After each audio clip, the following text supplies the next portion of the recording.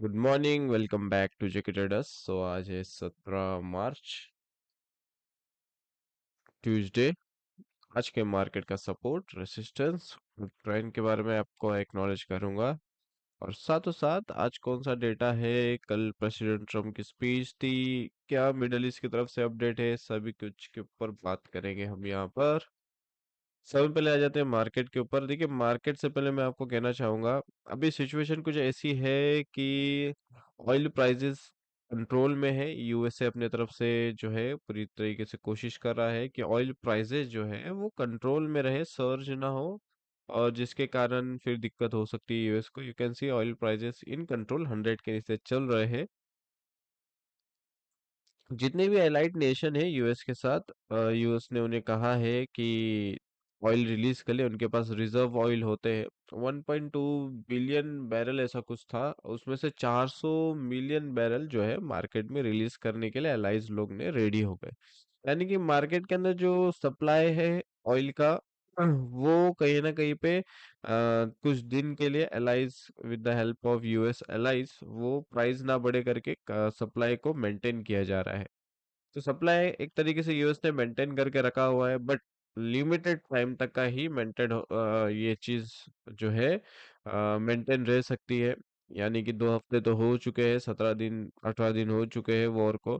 ये महीना, 1 महीना 1.5 महीना तक का वॉर चला, तो जो एलाइज लोग के पास रिजर्व ऑयल है वो भी खत्म हो जाएगा। और स्ट्रेट ऑफ हॉर्मोस अगर बन रहा तो देर आर चांसेस कि यूएस के अंदर हमें जो है हाइपर हाइपर इन्फ्लेशन तो नहीं, इन्फ्लेशन जरूर दिखेगी।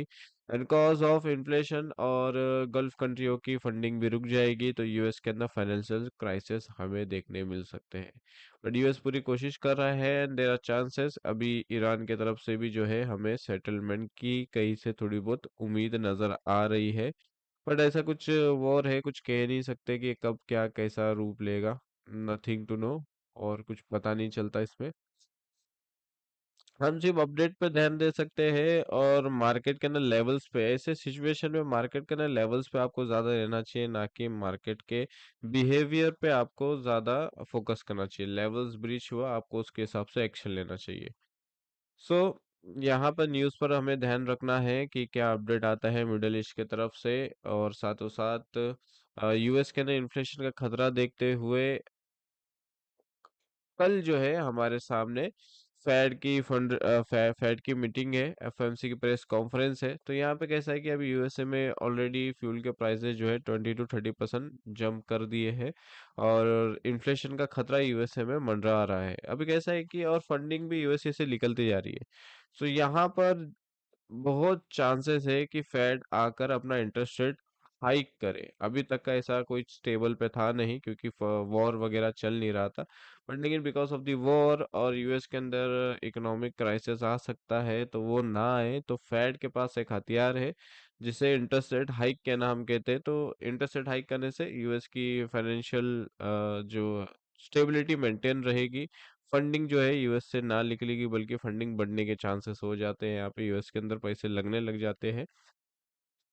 तो देर आर चांसेस, इकोनॉमिस्ट जो है वो कह रहे हैं कि यूएस अपना इंटरेस्ट रेट बढ़ा सकता है। अब आपको भी पता है interest rate cut down gold के लिए पॉजिटिव होता है। अभी तक कट डाउन का मसला चल रहा था, लेकिन अभी बढ़ेगा तो ये गोल्ड के लिए नेगेटिव होता है।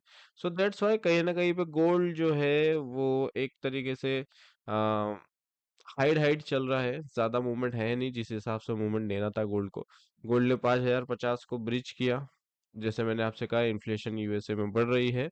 डेटा के हिसाब से आने वाले टाइम पे इन्फ्लेशन बढ़ती हुई नजर आ सकती है, because of high fuel prices.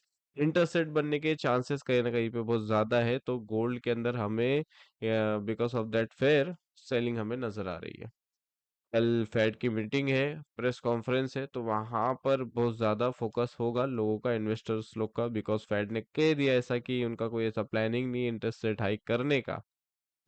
तो यहाँ पे गोल्ड के अंदर हमें बाइंग दिख सकती है।